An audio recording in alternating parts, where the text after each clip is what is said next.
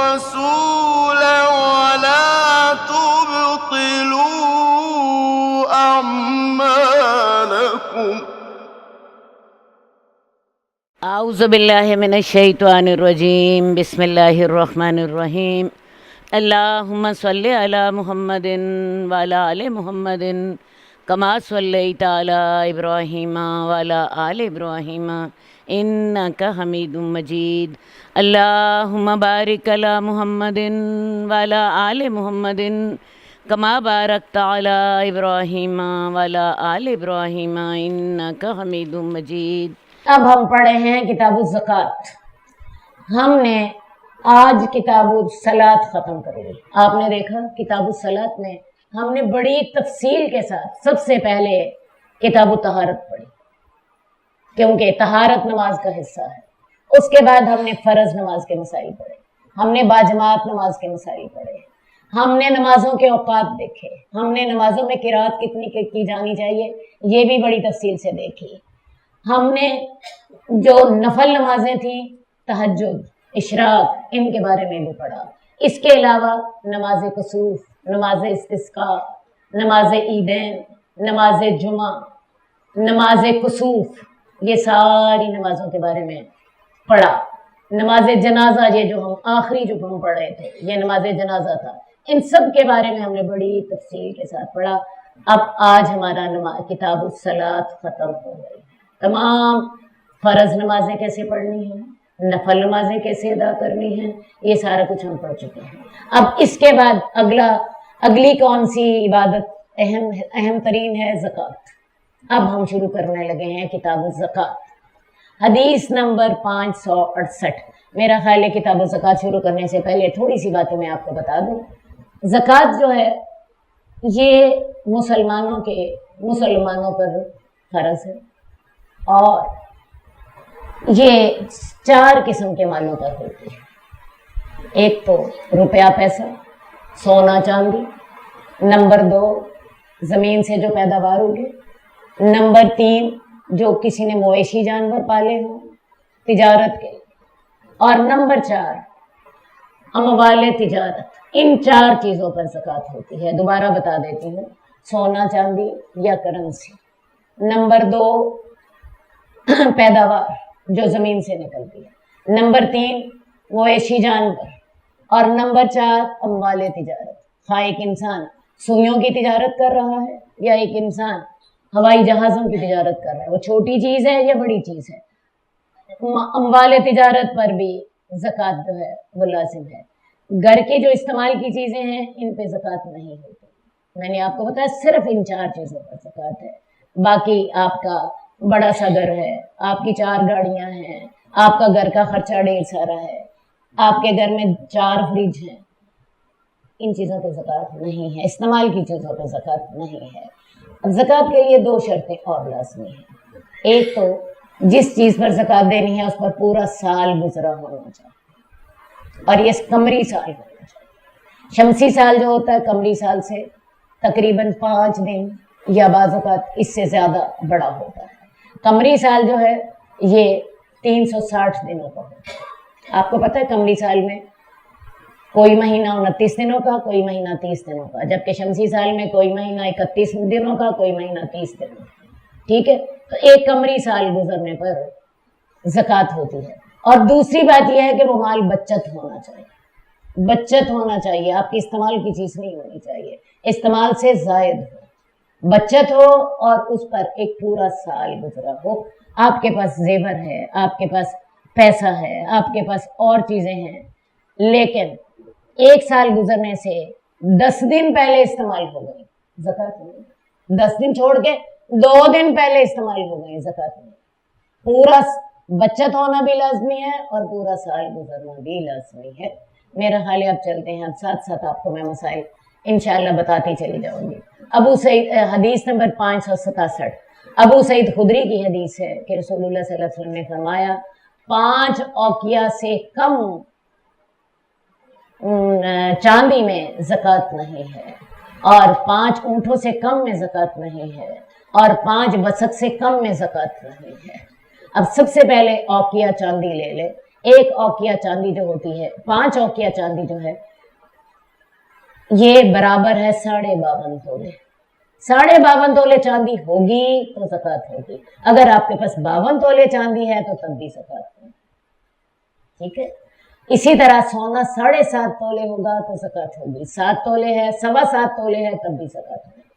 اور ایک بات اور بھی آپ کو بتا دوں، سونا اپنی جو خریدا تھا، آپ نے جس قیمت پر خریدا تھا وہ قیمت نہیں دیکھی جائے گی، جو اس کی سیل پرائز ہے وہ دیکھی جائے گی۔ آپ کو پتہ ہے جب ہم سونا خریدنے جاتے ہیں تو وہ ہمیں ایک زیور جو ہے وہ 50,000 کا دیتے ہیں، لیکن جب ہم بیچنے جاتے ہیں تو وہی زیور 35,000 میں یا بعض اوقات اسی کے ہی لگ بھگ بکتا ہے۔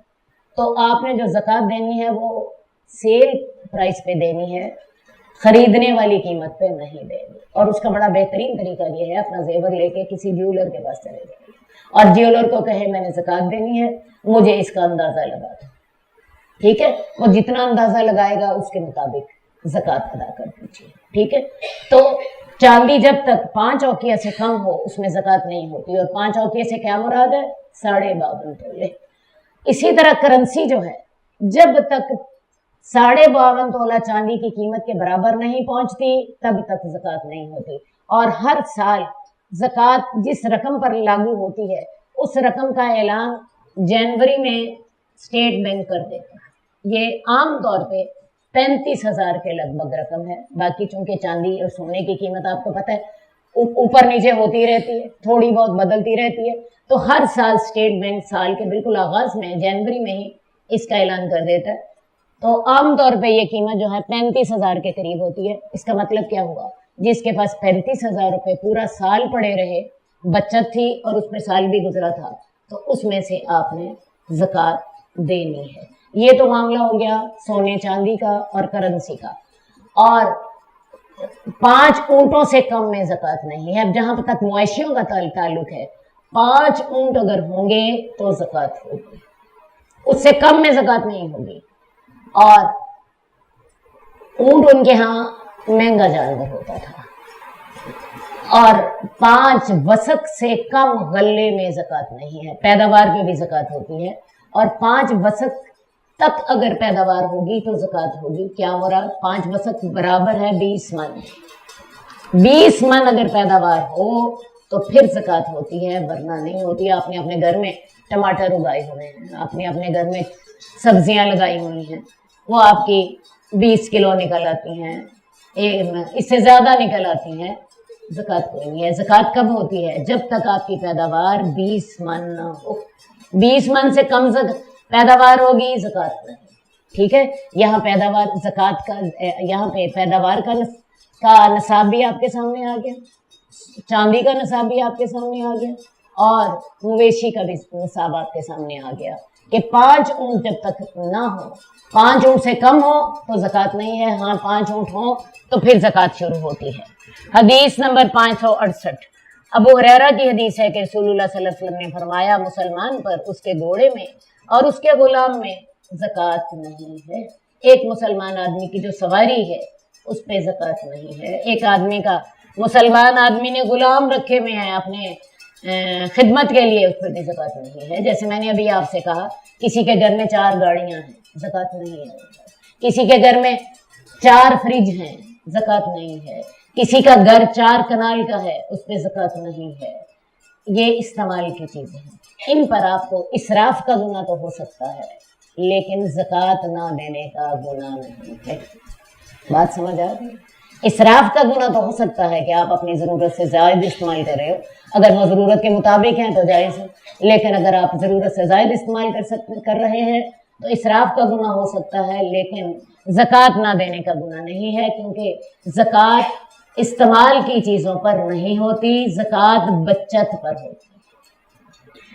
حدیث نمبر 569، ابو ہریرہ کی حدیث ہے کہ رسول اللہ صلی اللہ علیہ وسلم نے زکوٰۃ کا حکم دیا تو آپ کو کہا گیا کہ ابن جمیل نے زکوٰۃ روک لی ہے، اور خالد بن ولید نے بھی زکوٰۃ نہیں دی، عباس بن عبد المطلب نے بھی زکوٰۃ نہیں دی۔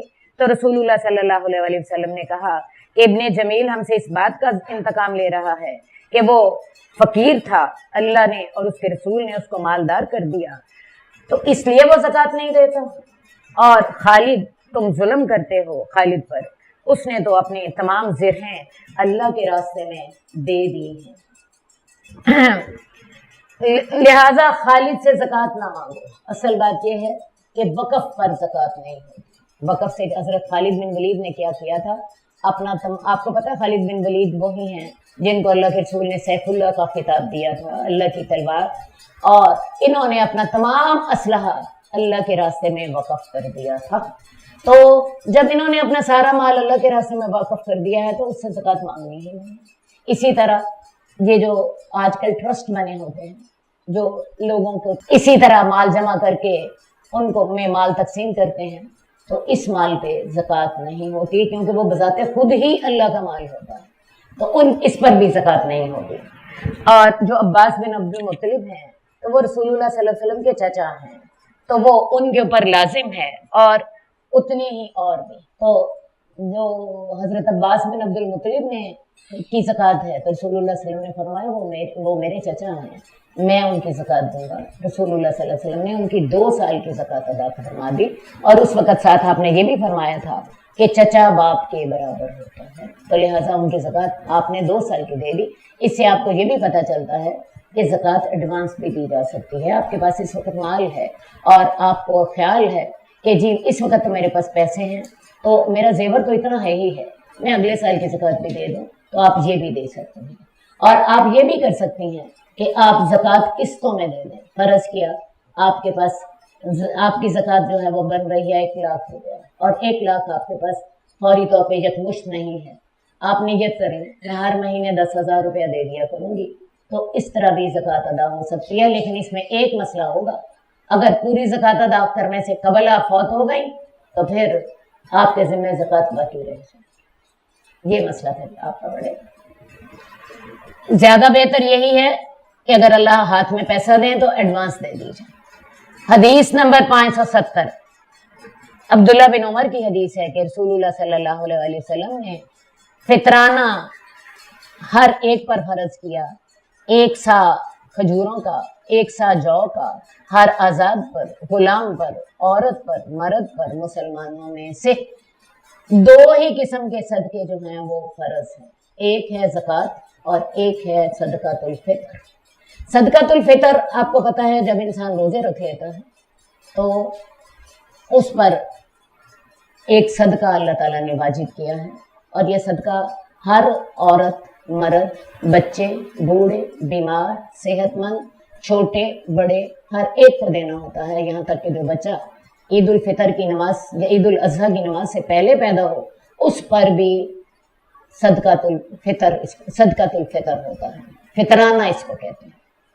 تو فطرانہ جو ہے یہ چھوٹی عید پر تو فطرانہ ہوتا ہے جس کو ہم عید الفطر کہتے ہیں، اور بڑی عید پر اللہ تعالیٰ نے ایک اور صدقہ رکھا ہے جس کو ہم قربانی کہتے ہیں، ٹھیک ہے نا۔ یہ دونوں عیدوں پر اللہ تعالیٰ نے صدقے رکھے ہوئے ہیں، عید الفطر پر فطرانہ اور بڑی عید پر قربانی۔ تو یہ جو فطرانہ ہے یہ 1 سا ہوگا، خواہ کھجوریں اگر کوئی استعمال کرتا ہے تو کھجوریں، جو استعمال کرتا ہے تو جو۔ ہمارے ہاں عام طور پہ چاول استعمال ہوتے ہیں یا گندم استعمال ہوتی ہے، جو چاول استعمال کرتے ہیں وہ چاولوں کا 1 سا دے دیں، جو گندم استعمال کرتے ہیں وہ گندم کا 1 سا دے دیں، اور 1 سا برابر ہے کھلے 2.5 کلو کے۔ کھلا 2.5 کلو جو ہے وہ 1 سا ہوتا ہے۔ تو آپ اگر گندم استعمال کرتے ہیں تو گندم دے دیں یا اس کی قیمت دے دیں۔ حدیث نمبر 573 ابو سعید خدری کی حدیث ہے کہ ہم رسول اللہ صلی اللہ علیہ وسلم کے زمانے میں کھانے کا 1 سا دیا کرتے تھے، یا تو کھجوروں کا 1 سا دیتے تھے، یا جو کا 1 سا دیتے تھے، یا کشمش کا 1 سا دیتے تھے۔ تو جب معاویہ آئے اور گندم آئی تو انہوں نے کہا میرا خیال یہ ہے کہ اس کا 1 مد 2 مدوں کے برابر ہے۔ اصل بات یہ ہے کہ رسول اللہ صلی اللہ علیہ وسلم نے جو فطرانہ مقرر کیا تھا وہ 1 سا مقرر کیا تھا۔ اگر کوئی شخص کسی کے پاس کھجوریں ہیں تو کھجوروں کا ایک سا دے دے، اگر کوئی جو استعمال کرتا ہے تو جو کا ایک سا دے دے، اور جو لوگ پھل جن کے باغات ہیں وہ خشک انگوروں کا ایک سا دے دیں۔ خشک انگوروں کو ہم کیا کہتے ہیں؟ کشمش یا منقع، اس کا ایک سا دے دیں۔ اب اندازہ لگائیں کہ کشمش کا ایک سا ہو اور ایک سا جو کا ہو، دونوں کی قیمت میں واضح طور پہ فرق ہے یا نہیں ہے؟ تو رسول اللہ صلی اللہ علیہ وسلم نے قیمت کو سامنے نہیں رکھا، بلکہ آپ نے وزن کو سامنے رکھا۔ جو انسان جو چیز استعمال کر رہا ہے اسے وہی دینا آسان ہوتا ہے، جو استعمال کرتا ہے اسے جو دینے آسان ہے، اور جن کے باغات ہیں ان کے پاس کشمش وافر ہوگی وہ کشمش دے دے، ٹھیک ہے؟ تو کوئی کشمش دے دے، بلکہ ایک حدیث میں آتا ہے پنیر بھی دے سکتا ہے۔ اب جو گوالے ہوتے ہیں ان کے پاس دودھ وافر ہوتا ہے، تو یہ لوگ عرب لوگ کرتے کیا تھے؟ دودھ کا پنیر بنا کے محفوظ کر لیتے تھے، وہ پنیر کا ایک سا دے دیں۔ جو باغوں والے ہیں وہ کشمش کا ایک سا دے دیں، جو کھاتے ہیں وہ جو کا ایک سا دے دیں۔ لیکن جب حضرت معاویہ کا دور آیا اور گندم آنے لگی، پہلے گندم نہیں آتی تھی، اب باہر سے دوسرے ملکوں سے گندم آنے لگ پڑی، تو حضرت معاویہ نے کہا کہ میرا خیال ہے کہ گندم چونکہ مہنگی ہوتی ہے تو گندم کا ایک مد جو ہے وہ 2 مدوں کے برابر ہوگا، تو لہٰذا اب انہوں نے جو فطرانہ آدھا سا مقرر کر دیا، کیونکہ گندم مہنگی تھی۔ لیکن صحیح بات میں نے آپ کو بتائی ہے کہ رسول اللہ صلی اللہ علیہ وسلم نے قیمت نہیں دیکھی، آپ نے وزن دیکھا ہے، ورنہ اگر قیمت دیکھنی ہوتی تو کشمش کی قیمت اور جو کی قیمت میں تو بڑا واضح فرق ہے، اسی طرح پنیر کی قیمت میں اور جو کی قیمت میں تو بڑا واضح فرق ہے۔ تو اسی لیے اب بعض لوگ جو ہیں آدھا سا دیتے ہیں اور بعض لوگ ایک سا دیتے ہیں۔ درست بات یہی ہے کہ رسول اللہ صلی اللہ علیہ وسلم نے ایک سا کو فطرانے کی شرح قرار دیا۔ حدیث نمبر 575 ابو ذر کی حدیث ہے کہ میں رسول اللہ صلی اللہ علیہ وسلم کے پاس گیا اور آپ فرما رہے تھے اور آپ کعبے کے سائے میں تھے، وہ سب سے زیادہ خسارے والے ہیں، رب کعبہ کی قسم، وہ سب سے زیادہ خسارے والے ہیں، رب کعبہ کی قسم۔ میں نے کہا یا رسول اللہ میرا کیا معاملہ ہے؟ کیا مجھ سے کوئی خطا ہو گئی؟ میرا کیا معاملہ ہے؟ حضرت ابو ذر نے سمجھا شاید اللہ کے رسول مجھے کہہ رہے ہیں، تو کہنے لگے یا رسول اللہ مجھے بتائیے کیا غلطی ہو گئی میرے سے؟ میں آپ کی طرف پاس بیٹھ گیا اور آپ فرما رہے تھے تو میں یہ کر نہیں سکتا تھا کہ میں آپ کو خاموش کروں، کہ میں خاموش رہوں، اور مجھے ڈانٹ لیا جو اللہ نے چاہا۔ یعنی اللہ کے رسول بار بار فرماتے جا رہے تھے ہم الاکثرون برب کعبہ، رب کعبہ کی قسم وہ سب سے زیادہ خسارے میں ہے، اور حضرت ابو ذر پریشان ہوئے جا رہے ہیں کہ شاید اللہ کے رسول مجھے کہہ رہے ہیں، یہ ان کے پاس بیٹھے ہوئے اور بے چین ہو رہے ہیں۔ پھر آخر بے چین ہو کے پھر پوچھا یا رسول اللہ وہ کون ہے؟ پہلے تو یہ پوچھا یا رسول اللہ میرے سے کوئی قصور ہو رہا ہے، میرے بارے میں آپ فرما رہے ہیں؟ اللہ کے رسول نے جب جواب نہیں دیا تو پھر آخر یہ کہا یا رسول اللہ وہ کون لوگ ہیں؟ میرے ماں باپ آپ پر قربان۔ آپ نے فرمایا زیادہ مال والے سب سے زیادہ خسارے ہیں، مگر جو اپنے مال کے بارے میں ادھر دینے کا بھی حکم دے، ادھر دینے کا بھی حکم دے اور ادھر دینے کا بھی حکم دے۔ اصل بات یہ ہے مال میں اللہ تعالیٰ نے تھوڑے حق نہیں رکھے، بہت زیادہ حق رکھے، زیادہ حق رکھے۔ تو مال میں رشتہ دار کا حق ہے، مال میں جو ہے مسلمانوں کے حق ہیں، مال میں مصیبت زدوں کے حق ہیں، یتیموں کے، مسکینوں کے۔ تو جو شخص اپنے مال میں سے یہ تمام حق دیتا ہے تو وہ تو صحیح ہے، ورنہ مال والے سب سے زیادہ خسارے والے ہیں۔ اگر آپ نے وہ حق نہ دیے آپ گناہگار ہوں گے۔ حدیث نمبر 576 ابو ذر کی حدیث ہے کہ میں رسول اللہ صلی اللہ علیہ وسلم کے پاس پہنچا اور آپ نے فرمایا اس ذات کی قسم جس کے ہاتھ میں میری جان ہے، یا آپ نے کہا وہ ذات جس کے علاوہ کوئی معبود نہیں ہے، یا جیسا کہ آپ نے قسم کھائی تھی نہیں کوئی آدمی جس کے پاس اونٹ ہو یا گائیاں ہوں یا بکریاں ہوں اور وہ ان کا حق ادا نہ کرے، مگر وہ قیامت والے دن لایا جائے گا، وہ اس سے کہیں زیادہ بڑے ہوں گے جتنے وہ دنیا میں تھے، اور کہیں زیادہ موٹے ہوں گے، یعنی اگر کسی کے پاس اونٹ تھے، بکریاں تھیں، گائیاں تھیں اور اس نے ان کی زکوٰۃ نہ دی تو قیامت والے دن وہ دنیا میں جتنے تھے اس سے کہیں زیادہ بڑے کی شکل میں آئیں گے اور ان سے کہیں زیادہ موٹے ہوں گے، اور وہ اس آدمی کو اپنے کھروں کے ساتھ روندیں گے، اپنے جو ہے سینگوں سے ٹکرے ماریں گے، اور جب ایک چلا جائے گا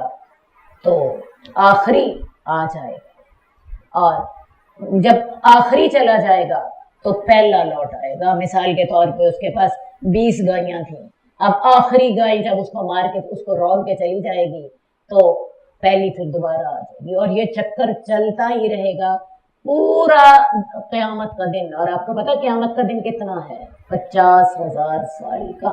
تو لہٰذا جو شخص اپنے جانوروں کی زکوٰۃ نہیں دیتا، جانور اس کو اپنے پاؤں کے ساتھ رون دیں گے، اپنے سینگوں کے ساتھ ٹکرے ماریں گے، آخری جب گزرے گا تو پہلا دوبارہ سرکل شروع ہو جائے گا، اور یہ کام پورا قیامت کے دن اس کو ہوتا رہے گا۔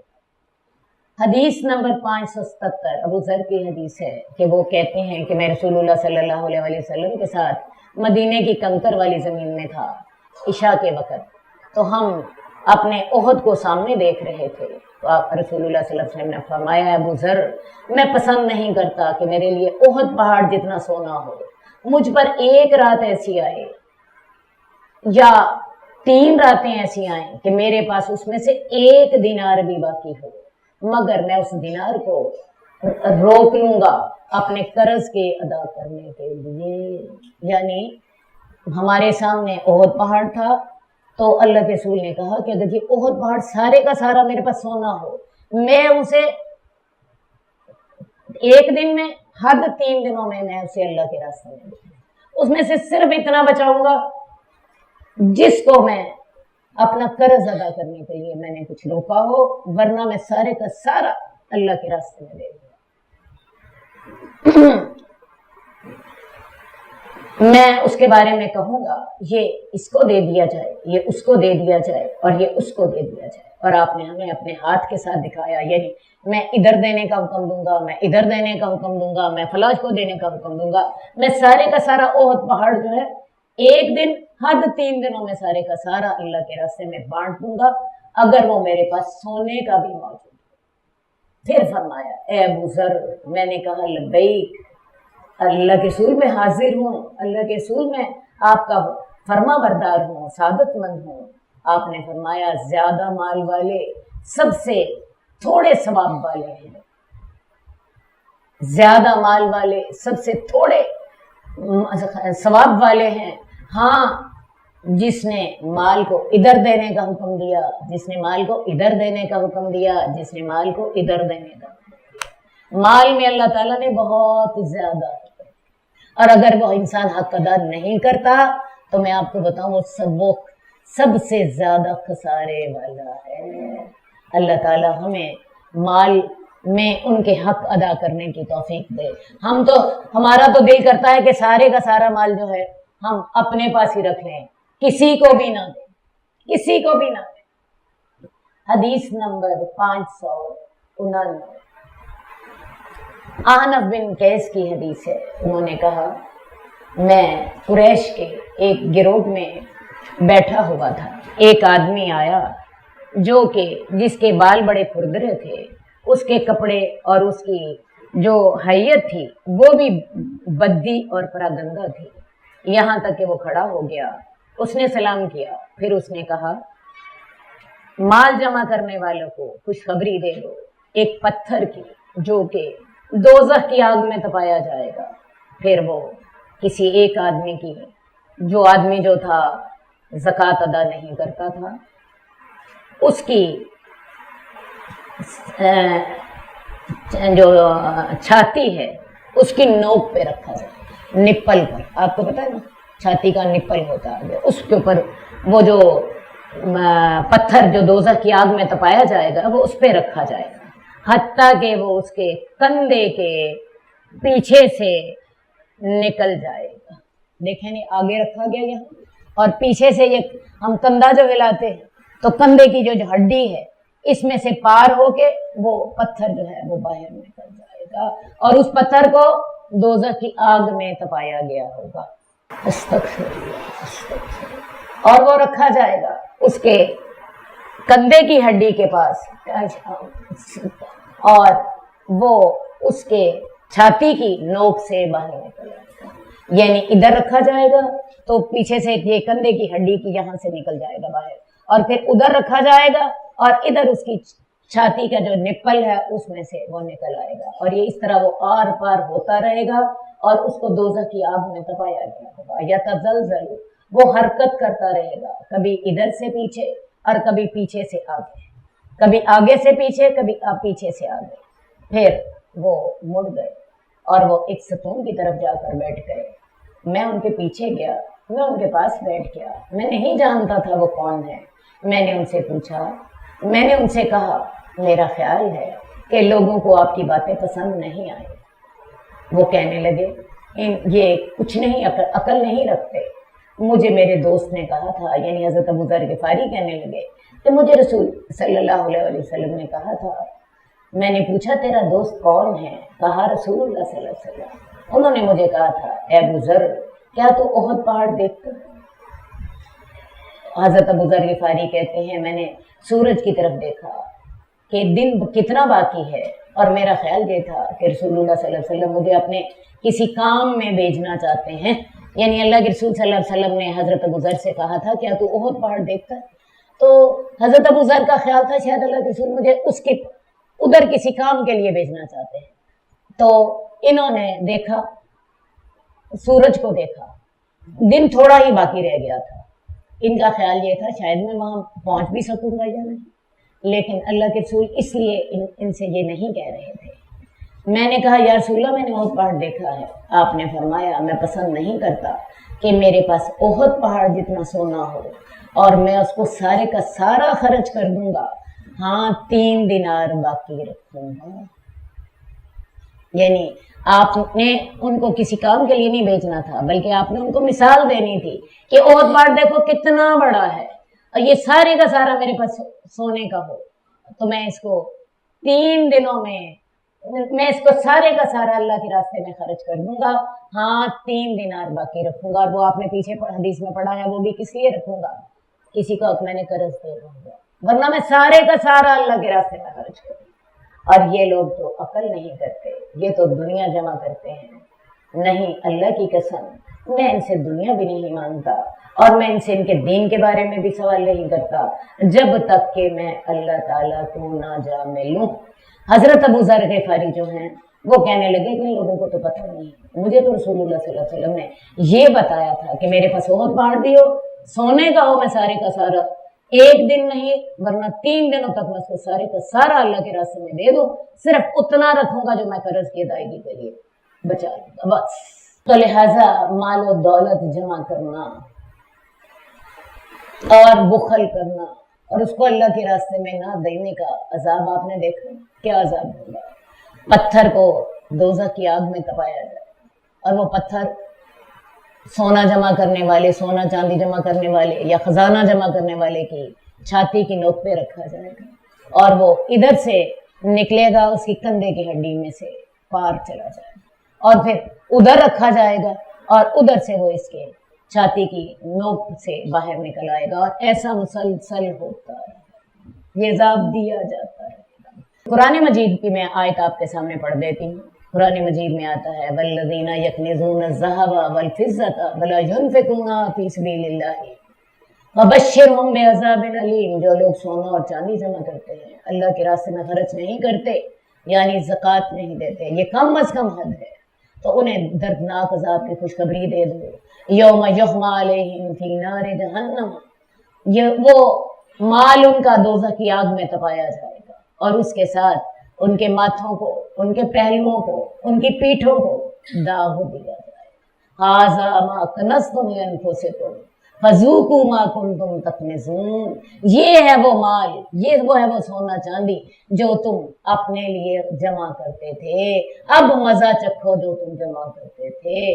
تو اس مال کو، اس سونے چاندی کو دوزخ کی آگ میں تپایا جائے گا، اور اس کے ساتھ اس کے ماتھے کو، اس کی پیٹھوں کو، ان کی پہلوؤں کو داغ دیا جائے گا۔ یہ جو ہے سزا دی جائے گی اس کو جو زکوٰۃ نہیں دے گا۔ اسی طرح حدیث میں آتا ہے کہ جو شخص زکوٰۃ نہیں دیتا قیامت والے دن اس کا مال اس کے گلے میں ایک گنجے سانپ کی شکل میں ہوگا۔ گنجا سانپ اس لیے کہا کہ گنجا سانپ سب سے زیادہ زہریلا ہوتا ہے۔ اب وہ سانپ اسے ڈسے گا اور اسے کہے گا انا کنزکا انا مالکا، میں تیرا مال، میں تیرا خزانہ، تم دنیا میں تو مجھے اپنے گلے کا ہار بنائے رکھتا تھا، آج میں واقعی تیرے گلے کا ہار بن گیا ہوں، میں ہوں تیرا خزانہ، میں ہوں تیرا مال۔ تو لہٰذا اپنے مال میں سے زکوٰۃ ادا کیجئے، زکوٰۃ کے لیے اپنا ایک وقت مقرر کر لیجئے۔ بہتر ہے کہ رمضان ہو جائے، کیونکہ رمضان میں 70 گنا ثواب زیادہ ہوتا ہے۔ ہر سال اپنی زکوٰۃ جو ہے رمضان میں نکل دیجیے، ٹھیک ہے نا۔ زکوٰۃ کے بارے میں کچھ باتیں میں آپ سے اور کر دوں، کیونکہ میں سمجھ رہی ہوں کہ جو احادیث تھی زکوٰۃ کے بارے میں وہ ذرا زیادہ ہی مختصر تھی۔ سونے چاندی کے زکوٰۃ کے بارے میں تو میں نے آپ کو بتا دیا۔ پیداوار کی زکوٰۃ جو ہے یہ 10% ہوتی ہے، سونے چاندی کی زکوٰۃ 2.5% ہوتی ہے، یعنی 100 میں سے 2.5۔ اور جو مویشیوں کی زکوٰۃ ہے وہ رسول اللہ صلی اللہ علیہ وسلم نے خود مقرر کی ہے۔ چونکہ یہ ہمارے شہری لوگوں کا اتنا زیادہ مسئلہ نہیں ہے تو اس کو میں چھوڑ دیتی ہوں، لیکن جو پیداوار کی زکوٰۃ ہے اکثر لوگوں کی زمینیں ہوتی ہیں، انہوں نے اپنے گاؤں میں وہ خود کاشت کر رہے ہوتے ہیں یا کروا رہے ہوتے ہیں، تو جو پیداوار کی زکوٰۃ ہے یہ 10% ہے۔ اگر زمین بھی اللہ کی اور بارش بھی اللہ کی طرف سے ہو رہی ہے، وہ بارش کے ساتھ سیراب ہو رہی ہے، تو زکوٰۃ 10% ہوگی، اور اسی کو ہی عشر کہتے ہیں۔ اور اگر زمین اللہ کی لیکن پانی آپ خود دے رہے ہیں، مثلا ٹیوب ویل کے ساتھ دے رہے ہیں، یا کوئی نہروں سے پانی آ رہا ہے جس کے لیے آپ کو پے کرنا پڑتا ہے، تو پھر زکوٰۃ جو ہے نصف عشر ہوگی، یعنی 5%۔ اسی طرح سونے چاندی اور روپے پیسے کی زکوٰۃ جو ہے وہ 2.5% ہے۔ اموال تجارت کی جو زکوٰۃ ہے وہ بھی 2.5% ہے۔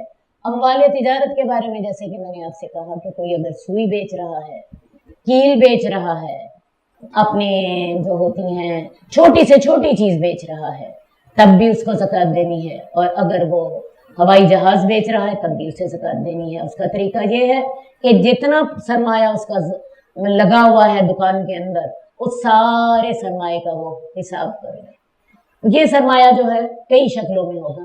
ایک صورت تو یہی ہے کہ اس کی دکان میں کتنا مال پڑا ہوا ہے، اس کی قیمت کا ایک اندازہ لگا لے، اور عام طور پہ دکاندار کو اندازہ ہوتا ہی ہے۔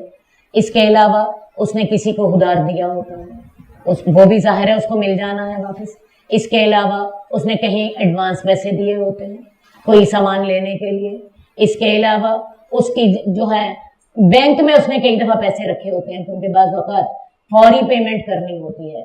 تو ہر قسم کے جو پیسے ہیں جتنے ہیں ان کو اکٹھا کر لیا جائے، اور اکٹھا کر کے 2.5% کے حساب سے زکوٰۃ نکال لی جائے۔ مثلا کسی کا اگر 1 کروڑ کا مال ہے دکان کے اندر تو اس میں سے 2.5 لاکھ روپے زکوٰۃ نکلے گی، اور اگر کسی کا 40 کروڑ کا مال ہے تو 1 کروڑ زکوٰۃ نکلے گی، کیونکہ 40 کے پیچھے 1۔ عام طور پہ لوگ مال تجارت کی زکوٰۃ نہیں دیتے، 2 وجہیں ہیں، یا تو انہیں اس مسئلے کا پتہ نہیں، لیکن اس سے بھی زیادہ بڑی وجہ یہ ہے کہ انسان کو بخل اور دل میں مال کی طمع آ جاتی ہے۔ اب جس شخص نے 40 لاکھ کا مال دکان میں ڈالا ہوا ہے، اس پہ 40واں حصہ 1 لاکھ بن جائے گا، اسے 1 لاکھ دیتے ہوئے ہال پڑتے، اتنا ڈھیر سارا مال۔ لیکن وہ شخص یہ نہیں سوچتا کہ میں اگر 1 لاکھ روپے دوں گا تو 39 لاکھ میرے پاس بھی تو باقی ہیں، ادھر بھی تو اس کا مال کتنا زیادہ ہے۔ لیکن شیطان انسان کو پٹی پڑھا دیتا ہے، لو جی اتنا مال کے زکوٰۃ کے ساتھ مال کے اندر برکت ہوتی ہے۔ زکا یزکی کا معنی ہی ہوتا ہے پاک کر دینا۔ زکوٰۃ مال کی میل کچیل ہے، یہ میل کچیل نکل جاتی ہے تو زکوٰۃ میں مال بڑھتا ہے، مال پاک صاف ہوتا ہے اور زیادہ بڑھتا ہے۔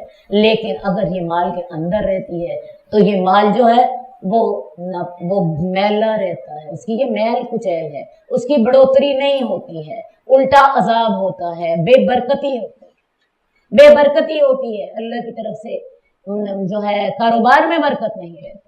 تو زکوٰۃ ادا کیجئے اس لیے تاکہ آپ کے مال کی میل کچیل نکل جائے، تاکہ آپ کے مال میں اضافہ ہو جائے، تاکہ آپ جو ہیں اپنی عبادت جو ہے، جو نماز کے بعد سب سے اہم عبادت ہے، قرآن مجید میں اکثر جگہ پر نماز جہاں پہ قائم کرنے کا حکم ہے وہیں زکوٰۃ دینے کا حکم ہے، اقیموا الصلاۃ وآتوا الزکاۃ، ٹھیک ہے؟ تو زکوٰۃ کو بڑے دھیان سے ادا کیجئے، خاص طور پہ جو اموال تجارت والے لوگ ہیں، دکانوں والے لوگ ہیں، اگر ان کے مال تجارت کی زکوٰۃ دی جائے تو میں آپ کو بتاؤں پاکستان میں کوئی بھی غریب نہ رہے، چھوٹی چھوٹی دکانوں میں لاکھوں کا مال پڑا ہے اور اس میں سے لاکھوں کی زکوٰۃ نکلی ہوتی ہے۔ اگر اس کو صحیح طریقے سے دیا جائے تو پھر غربت جو ہے وہ باقی نہ رہے۔ اچھا جی، آگے چلتے ہیں۔ حدیث نمبر 580 ابو ہریرہ کی حدیث ہے کہ رسول اللہ صلی اللہ علیہ وسلم نے فرمایا، اللہ عز و جل کہتے ہیں انفق علیک، تو مجھ پہ خرچ کر، میں اللہ تجھ پہ خرچ کروں گا۔ اور کہا اللہ کے ہاتھ بھرے ہوئے ہیں، انہیں خرچ کرنا کم نہیں کرتا، اللہ دن اور رات سخاوت کرتا رہتا ہے۔ اور یہ بھی کہا، کیا تم نے دیکھا کہ اللہ تعالیٰ نے جب سے زمین آسمان پیدا کیے ہیں اللہ کتنا خرچ کر چکے ہیں، اور اس خرچ کرنے سے جو اللہ کے ہاتھ میں ہے اس میں کمی نہیں آئی۔ اللہ کا عرش پانی پر ہے، اللہ کے ہاتھ میں میزان ہے، جسے چاہتا ہے بلند کرتا ہے اور جسے چاہتا ہے پست کر دیتا ہے۔ اللہ کو ہمارے مالوں کی ضرورت نہیں ہے، اللہ تعالیٰ خود زمین آسمان کا مالک ہے، خود خزانوں کا مالک ہے، ہمیں بھی اپنے خزانوں میں سے عطا فرماتا ہے۔ جب سے یہ زمین آسمان پیدا ہوئے ہیں اللہ تعالیٰ تب سے خرچ کر رہا ہے، دن رات ہر لمحے اللہ کے خزانوں میں کمی نہیں آئی۔ اور اللہ تعالیٰ اپنے بندوں سے کہتے ہیں انفق ہے بندے میرے راستے میں تو خرچ کر، میں اللہ تیرے راستے میں خرچ کروں گا۔ ہم بندے اللہ کے راستے میں خرچ کریں گے اپنی حیثیت کے مطابق، ہم زیادہ کمال کریں گے 10 لاکھ خرچ کرتے ہیں، اللہ اپنی شان کے مطابق خرچ کرے گا۔ اللہ تعالیٰ کی شان کیا ہے؟ وہ زمین آسمان تمام کا مالک ہے، تمام کائنات کا مالک ہے۔ ہم اپنی حیثیت کے مطابق خرچ کریں گے، اللہ اپنی شان کے مطابق خرچ کرے گا۔ اللہ سے سودا کر لو اس بات کا، آپ اللہ کے راستے میں آپ خرچ کریں، اللہ آپ پر خرچ کرے۔ کس کو یہ سودا منظور ہے؟ کس کو سودا منظور ہے؟ اللہ کے راستے میں آپ خرچ کر دیں، اللہ آپ پہ خرچ کر دے گا، اللہ آپ کے مال میں برکت دے گا۔ کتنی برکت دے گا؟ قرآن مجید میں اللہ تعالیٰ نے مثال دی ہے، کوئی آدمی اللہ کے راستے میں ایک دانہ دیتا ہے، وہ دانہ اگر زمین میں بوئیں اس سے 7 سٹے اگتے ہیں، اور 7 سٹوں میں سے ہر سٹے میں سے 100 دانے ہوتے ہیں۔ اس کا مطلب ہے ایک دانے سے 700 گنا دانے تو نکلے نا، تو ایک کا ثواب 700 گنا۔ اور اللہ تعالیٰ نے اس پر بس نہیں کیا، واللہ یضاعف لمن یشاء، اللہ جس کو چاہتے ہیں اس سے زیادہ بھی دے دیتے ہیں۔ ہو سکتا ہے 700 کی بجائے اللہ کسی کو 7000 دے دے، اگر آپ نے زیادہ اخلاص نیت کے ساتھ، زیادہ کوشش کے ساتھ، اللہ کو زیادہ محنت کے ساتھ خرچ کیا ہے تو اللہ اس سے بھی زیادہ اجر دے گا۔ تو لہٰذا اللہ سے سودا کر لیجیے، تم میرے راستے میں خرچ کرو، تم انفق، تو خرچ کر، اے آدم کے بیٹے تو خرچ کر، میں تجھ پہ خرچ کروں گا۔ تو اللہ تعالیٰ ہمیں اپنے راستے میں خرچ کرنے کی توفیق، ہمیں اپنے راستے میں خرچ کرنے کی توفیق عطا فرمائے۔ حدیث نمبر 582 اور حضرت انس کی حدیث ہے کہ ابو طلحہ مدینہ کے انصار میں سے سب سے زیادہ مالدار تھے، ان کے کھجوروں کے باغات تھے، اور ان کو جو سب سے زیادہ پسندیدہ مال تھا وہ بیروحا کا باغ تھا جو مسجد نبوی کے بالکل سامنے تھا۔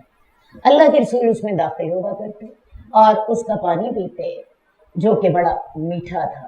حضرت انس کہتے ہیں جب یہ آیت اتری لن تنالوا البر حتی تنفقوا مما تحبون، تم تب تک نیکی کو نہیں پہنچو گے جب تک کہ تم وہ خرچ نہ کرو جو تمہیں محبوب ہے۔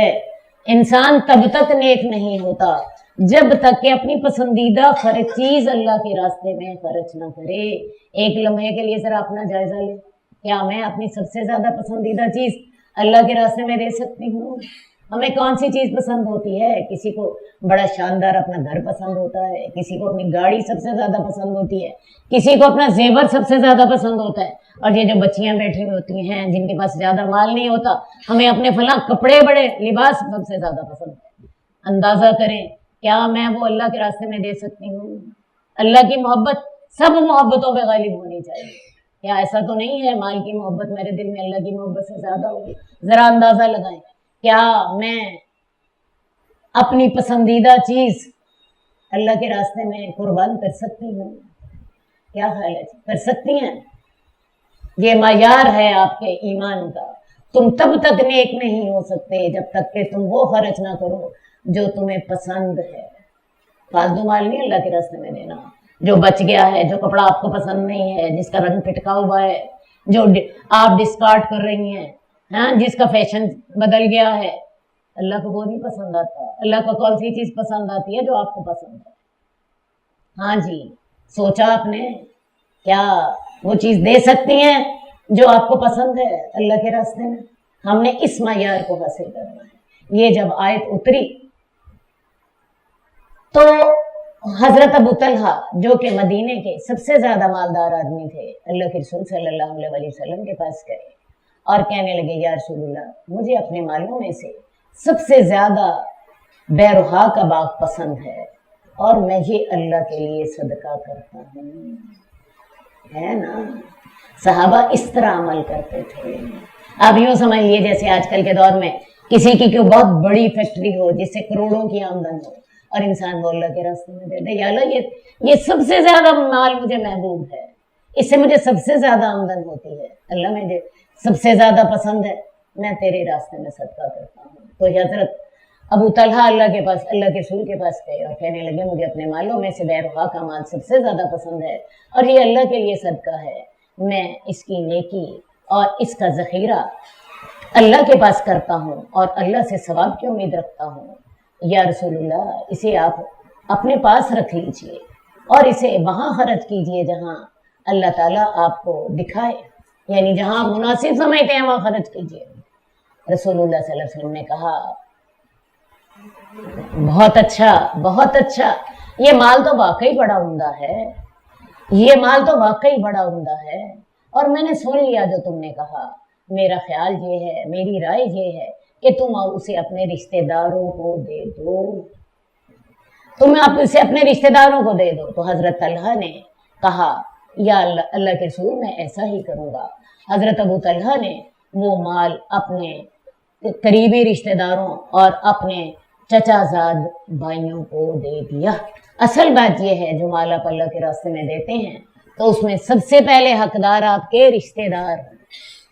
قرآن مجید سے آئیے پوچھتے ہیں، قرآن مجید میں سورہ بقرہ کی آیت ہے یسألونک ماذا ينفقون، وہ تو اسے پوچھتے ہیں کیا خرچ کریں، قل ما انفقتم من خیر فللوالدین والاقربین، کہہ دیجئے جو بھی تم مال خرچ کرتے ہو تو وہ تمہارے والدین کے لیے ہے اور قریبی رشتہ داروں کے لیے ہے اور یتیموں کے لیے ہے اور مسکینوں کے لیے ہے۔ تو لہٰذا جو بھی مال خرچ کرنا ہے، ہم لوگ عام طور پہ سوچتے ہیں کہ غریبوں کو پہلے دینا ہے، ارے نہیں، پہلے رشتہ داروں کو دینا ہے، اور رشتہ داروں میں سے والدین کو سب سے پہلے دے۔ آپ کہیں گے میرے والدین تو مالدار ہیں، تو کھاتے پیتے ہیں، انہیں تو ضرورت ہی نہیں۔ والدین کو غریب ہونے کی وجہ سے نہیں دینا، والدین کو رشتہ دار ہونے کی وجہ سے دینا ہے۔ کیا خیال ہے والدین نے آپ کے اوپر اپنا مال خرچ کیا تھا جب آپ کو بڑی سخت ضرورت تھی، جب آپ بچے تھے، جب آپ پیدا ہوئے تھے؟ والدین اس وقت اپنا مال آپ پر نہ خرچ کرتے آپ زندہ نہ رہ سکتے تھے۔ آپ بڑے ہوئے، آپ جوان ہوئے، والدین نے آپ کو پڑھایا، آپ کو لکھایا، اپنا مال، اپنی جوانی، اپنا وقت، اپنی صلاحیتیں آپ کے اوپر خرچ کی۔ اب وہ حق رکھتے ہیں کہ آپ ان پر اپنا مال، اپنی ہمتیں، اپنے وقت ان پر صرف کریں۔ تو لہٰذا صرف ان کو مال نہیں دینا بلکہ ان کو اپنی وقت بھی دینا ہے، اپنی صلاحیت بھی دینی ہے جیسے انہوں نے آپ کو دی تھی۔ کبھی ہمیں یہ خیال آیا، خاص طور پہ بیٹیاں تو یہ سمجھتی ہیں سر ہمیشہ والدین سے لینا ہی لینا ہے، اور بیٹے دے ماں باپ کو۔ ارے بھی بیٹیاں کیا ماں باپ نے ان پر مال نہیں خرچ کیا تھا، ان پہ جان نہیں ماری تھی، ان پہ بھی ماری تھی۔ باقی یہ بات درست ہے کہ بیٹیاں بعض اوقات خود نہیں کما رہی ہوتی، انہوں نے خامن سے لے کے دینا ہوتا ہے، چلے وہ مال نہیں دے سکتی تو وہ اپنا خدمت تو کر سکتی ہیں والدین کی، ان کے لیے ان کو اپنا وقت تو دے سکتی ہیں۔ بہرحال میں نے آپ سے یہ کہنا یہ ہے کہ جو بھی تم مال خرچ کرتے ہو اپنے والدین کے لیے، قریبی رشتہ داروں کے لیے، تو ابو طلحہ کو بھی رسول اللہ صلی اللہ علیہ وسلم نے کہا کہ تم اپنے رشتہ داروں کو دے دو۔ ان کے رشتہ دار غریب تھے، انہوں نے پھر یہ اپنے قریبی رشتہ داروں کو دیا اور چچا زاد بھائیوں کو دے دیا۔ ایک بات اور بھی تھی، اللہ کے رسول خود رکھ لیتے یہ باغ اور خود ان کے رشتہ داروں کو دے دیتے، یہ بھی ہو سکتا تھا، لیکن رسول اللہ صلی اللہ علیہ وسلم نے ان کو کہا ہے کہ تم انہیں دو۔ کیا خیال ہے یہ صورت زیادہ مناسب تھی یا نہیں؟ وہ ابو طلحہ کو دعائیں دیتے اور ابو طلحہ کے لیے یہ طریقہ زیادہ بہتر تھا کہ وہ خود اپنے ہاتھ سے دے۔ حالانکہ اللہ کے رسول چاہتے تو اپنے ہاتھ سے بھی تو ان کے رشتہ داروں کو دے سکتے تھے۔ تو لہٰذا جب بھی مال خرچ کریں پہلے اپنے قریبی رشتہ داروں کو دیجیے، اپنے جو ہے والدین، اپنے بہن بھائی، اپنے ملنے جلنے والے، ان کو دیجیے، اور یتیموں، مسکینوں اور غریبوں کا حق جو ہے وہ بعد میں نے آپ کو اسی لیے قرآن مجید کی آیت سے آپ کو بتایا ہے۔ حدیث نمبر 583 حضرت میمونہ کی حدیث ہے جو رسول اللہ صلی اللہ علیہ وسلم کی بیوی ہیں کہ انہوں نے ایک لونڈی آزاد کی، تو رسول اللہ صلی اللہ علیہ وسلم نے انہیں کہا اگر تو اپنے کسی ماموں کو دے دیتی تو اس کا اجر تمہیں زیادہ ہوتا۔ ماموں جو ہے ماں کے رشتے سے اس کا حق ہے، تو لہٰذا اگر تم نے اسے اللہ کے راستے میں دیا ہے، تم نیت ثواب ہی کی کرتی اپنے ماموں کو دے دو، اس کا ثواب تمہیں زیادہ ہوتا ہے۔ تو لہٰذا رشتہ دار کو اگر صدقہ آپ دے دیتے ہیں تو اس کا ثواب جو ہے وہ زیادہ ہے۔ حدیث نمبر 584 زینب کی حدیث ہے جو کہ عبداللہ بن مسعود کی بیوی ہیں۔ وہ کہتی ہیں کہ میں مسجد میں تھی تو میں نے رسول اللہ صلی اللہ علیہ وسلم کو دیکھا، آپ نے فرمایا تھا صدقہ کرو اگرچہ تم اپنے زیوروں سے ہی کرو۔ زینب عبداللہ پر خرچ کرتی تھیں اور ان کی گود میں کئی یتیم تھے ان پر خرچ کرتی تھیں۔ اصل بات یہ ہے کہ حضرت زینب جو تھی یہ مالدار خاتون تھی، ان کے خامد عبداللہ بن مسعود نسبتاً جو تھے غریب آدمی تھے، چونکہ یہ مالدار تھی، یہ کیا کرتی تھی اپنے شوہر پر بھی پیسہ خرچ کرتی تھی، اور ان کے بچے تھے کچھ پہلے خامد سے، پہلا خامد فوت ہو چکا تھا، وہ بچے یتیم تھے تو اپنے یتیم بچوں پر بھی خرچ کرتی تھی، وہ ان کے اپنے ہی بچے تھے لیکن یہ ان پر بھی خرچ کرتی تھی اور اپنے شوہر پر بھی خرچ کرتی تھی۔ تو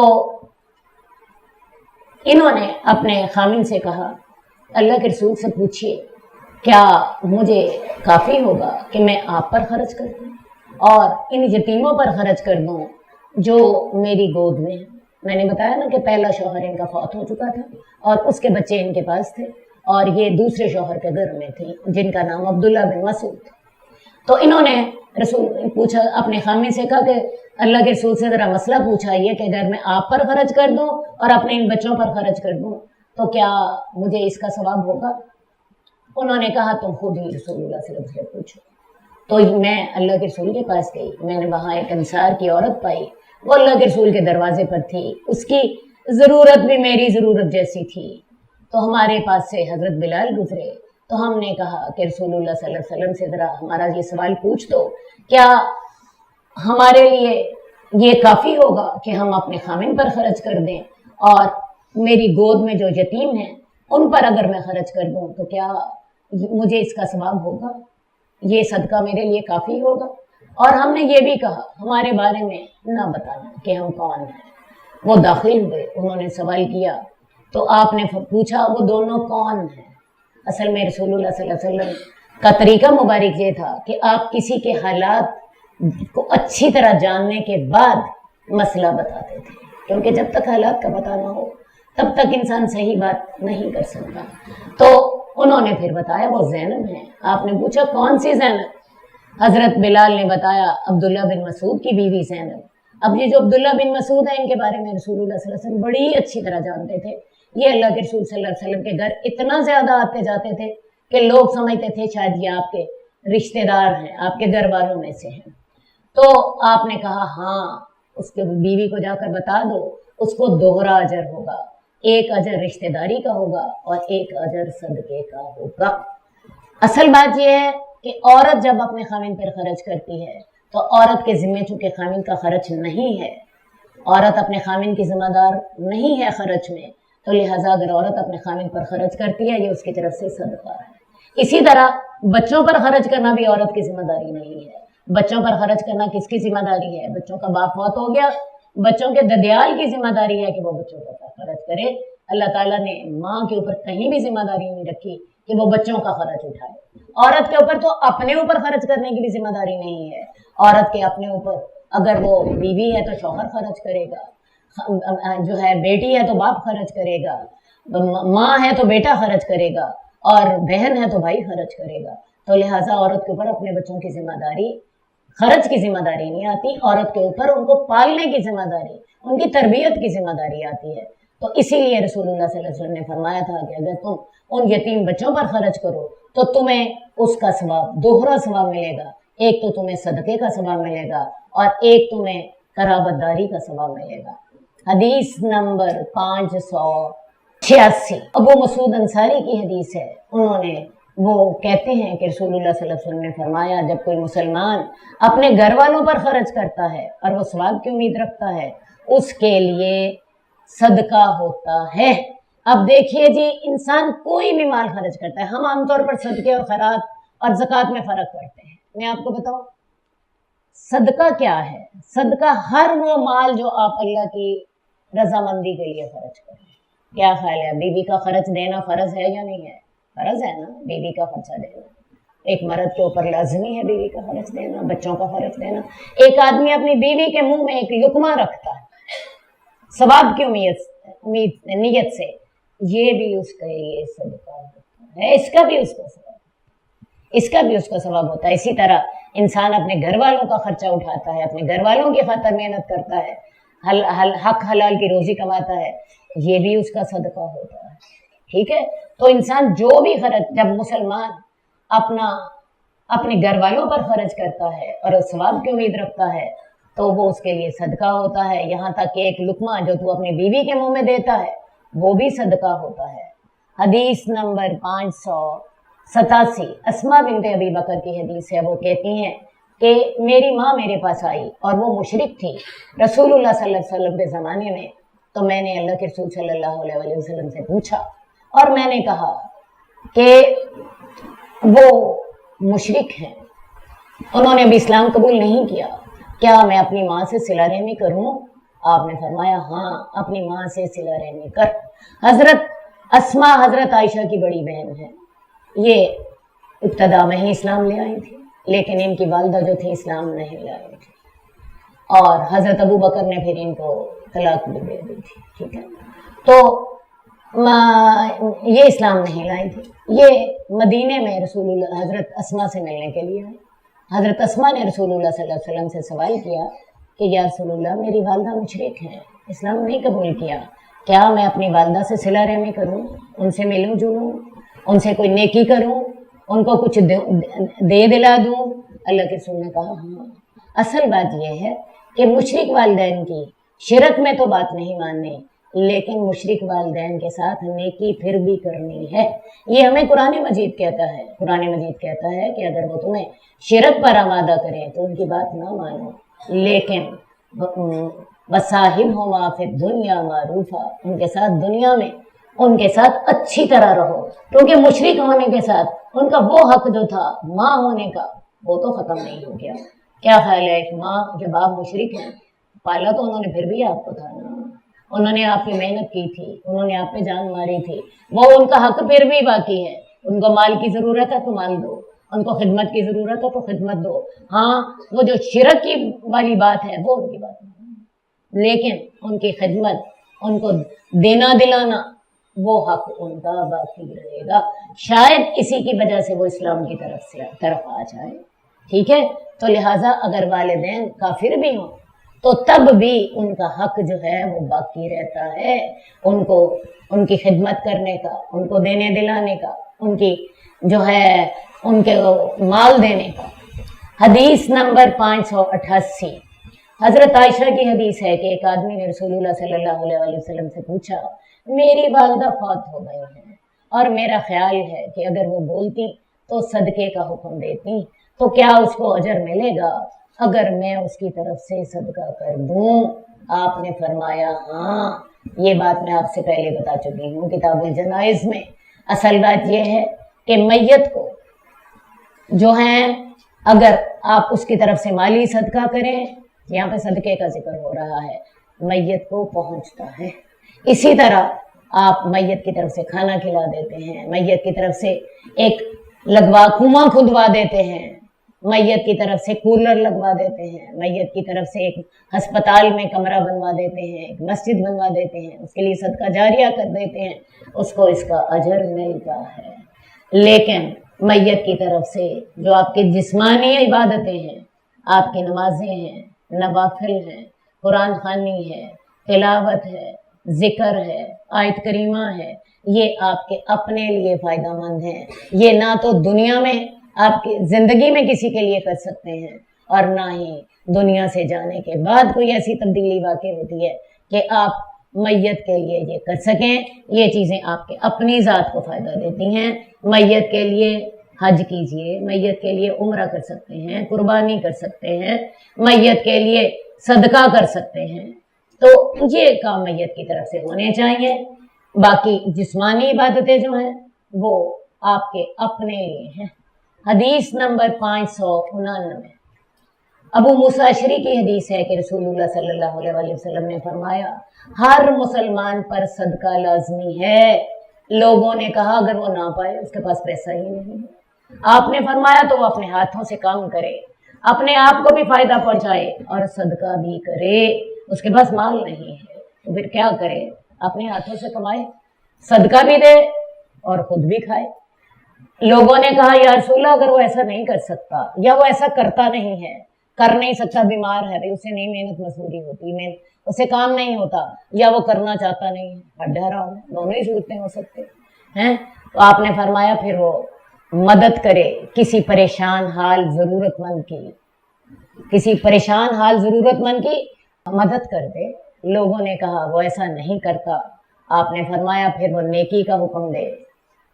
لوگوں نے کہا اگر وہ ایسا بھی نہیں کرتا، اسے اتنی توفیق بھی نہیں ہے کہ وہ کسی کو نیکی کا حکم دے، تو پھر آپ نے کہا پھر ایسا کرے، اپنا شر دوسروں سے روک لے، یہ اس کے لیے صدقہ ہوگا۔ تو صدقہ تو کرنا ہی کرنا ہے، مال ہے تو مال صدقہ کرو، مال نہیں ہے تو ایسا کرو، خود عمل کرو، خود محنت کرو، اپنے آپ کو بھی خود بھی فائدہ اٹھاؤ، صدقہ بھی کرو۔ اگر کچھ ایسا نہیں کرتا تو پھر وہ کسی ضرورت مند کی جسمانی مدد کرے، اگر ایسا نہیں کرتا نیکی کا حکم دے دے، برائی سے روک دے، یہ اس کے لیے صدقہ ہوگا۔ اگر وہ ایسا بھی نہیں کرتا تو کم از کم اپنی برائی دوسروں سے روکے، اپنی زبان سے دوسروں کو تکلیف نہ دے، اپنے ہاتھ سے دوسروں کو تکلیف نہ دے، یہ بھی اس کے لیے صدقہ ہوگا۔ صدقہ تو کرنا ہی کرنا ہے ہر حال میں، خواہ آپ مالی کریں، خواہ آپ جسمانی کریں، خواہ آپ قولی کریں، یہ قولی صدقہ ہے نیکی کا حکم دینا۔ کیا خیال ہے جب آپ کسی مریض کی عیادت کرتے ہیں تو قولی صدقہ کر رہے ہوتے ہیں کہ نہیں؟ زبان سے آپ اسے حوصلہ دے رہے ہوتے ہیں، اللہ تجھے ٹھیک کر دیں گے، فکر نہ کرو، سب ٹھیک ہو جائے گا، بالکل ٹھیک، تندرست ہو جاؤ گے۔ تو اللہ کے رسول کہتے ہیں کہ اس طرح کرنے سے وہ ٹھیک تو نہیں ہوگا، لیکن اس کو تھوڑی سی تسلی تو ہو جائے گی، ٹھیک ہے نا؟ اسی طرح کوئی فوت ہو گیا کسی کا، آپ اسے تسلی دیتے ہیں، اللہ کی حکمت ایسی تھی، اللہ تعالیٰ تمہیں اس کے بہتر بدلے بہتر اجر دیں گے، ٹھیک ہے؟ اور اللہ کے رسول اتنی پیاری تعزیت کیا کرتے تھے۔ میں آپ کو بتاؤں، مجھے ابھی ایک حدیث یاد آئی ہے، ایک شخص تھا، اسے اپنا بچہ بڑا پیارا تھا، کچھ دن ہوئے مسجد میں نہیں آیا، رسول اللہ صلی اللہ علیہ وسلم نے پوچھا کہ وہ کدھر ہے؟ صحابہ نے بتایا یا رسول اللہ اس کا ایک بیٹا تھا، وہ فوت ہو گیا، وہ اب بڑا غمگین رہتا ہے تو نہیں آیا مسجد میں۔ اللہ کے رسول نے اسے بلایا اور اسے کہا کہ دیکھو کیا تمہیں یہ بات پسند ہے کہ جب تم جنت میں جاؤ تو تمہارا بیٹا جنت کے ہر دروازے پر تمہارا استقبال کر رہا ہے، یا تمہیں یہ پسند ہے کہ وہ دنیا میں وہ ہوتا اور تم اس کے ساتھ رہتے؟ وہ کہنے لگا یا رسول اللہ مجھے تو یہ پسند ہے کہ میں جنت میں جاؤں اور میرا استقبال کروں۔ تو رسول اللہ صلی اللہ علیہ وسلم اتنے خوبصورت انداز سے تعزیت کیا کرتے تھے۔ تو کسی کو ایسے حوصلہ دے دینا کہ جس کے ساتھ اس کا غم جو ہے تھوڑا سا کم ہو جائے، یا اس کو یہی سمجھا دیں کسی کو तुम अपनी वालदा के गम में परेशान हो, अपनी वालदा के लिए दुआ करो, तुम्हारी वालदा को बड़ा फायदा होगा। कोई अच्छी बात बता देना। तो मैं आपको बताऊं, ये आपका कौली सदका है। कोई बेचारा बड़ा डिप्रेस है, आप उसे कोई बड़ा अच्छा मशवरा दे देते हो, आप उसको जरा हौसला अफजाई कर देते हो, बकअप कर देते हो। मैं आपको बताऊं, ये आपका इतना बड़ा सदका है, जिस पर आपने सदका किया वो सारी उम्र बात याद रखता। फलां मैं परेशान थी तो फलां ने मुझे ऐसे समझाया था और मुझे वो आज तक उसकी बात याद है। मैं तब बड़ी सख्त तकलीफ में थी तो फलां ने मुझे इस तरह करके तसल्ली दी। तो हमें वो बातें तो याद रहती हैं कि फलां ने मुझे गुस्से में ये कहा था, मैं क़यामत तक नहीं भूलूंगी। ये शैतान की बातें हैं। अच्छे काम कीजिए, ये सदक़े हैं और ये बातें भी आपकी क़यामत तक लोगों को याद रहती हैं। आपकी अच्छी बातें लोगों को याद रहनी चाहिए, ये सदक़ात हैं। और बुरी बातें आप लोगों की भूल जाएं, छोड़ दें इन बात को, ये शैतानी काम। बुरी बातें छोड़ दें, अच्छी बातें लोगों की भी याद रखें और खुद भी लोगों के साथ अच्छी बातें करें उनके साथ।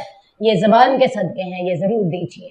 अल्लाहुम्मा सल्लि अला मुहम्मदिन व अला आले मुहम्मदिन कमा सल्लैता अला इब्राहीम व अला आले इब्राहीम इन्नका हमीदुम मजीद।